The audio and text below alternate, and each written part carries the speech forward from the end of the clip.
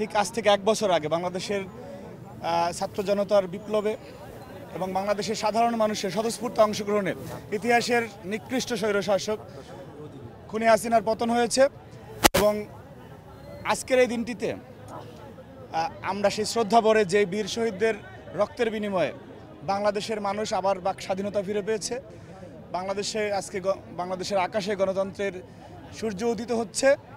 সেই দিনটিকে শ্রদ্ধাভরে স্মরণ করার জন্য এই গণ অভ্যুত্থানে সবচেয়ে বেশি রক্ত দেওয়া ছাত্র সংগঠন, সবচেয়ে বেশি শহীদদের সংগঠন জাতীয়তাবাদী ছাত্রদল আজকের জুলাইয়ের প্রথম প্রহরে গণ অভ্যুত্থানের শহীদদের স্মরণে আলোয় আলোয় স্মৃতি সমুজ্জ্বল শিরোনামে আজকে এই যে মোমবাতি প্রজ্বলন এবং এখানে জাতীয় সঙ্গীত পরিবেশন করা হয়েছে।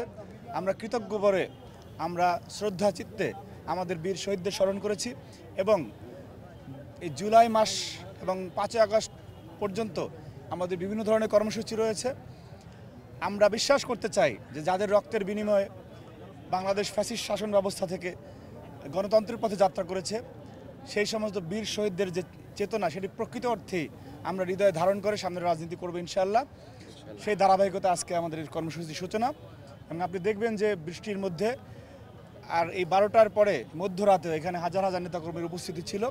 এই উপস্থিতি জানান দেয় যে গণ অভ্যুত্থানের পক্ষের শক্তি এবং গণ অভ্যুত্থানকে ধারণ করার শক্তির নাম বাংলাদেশ জাতীয়তাবাদী ছাত্রদল।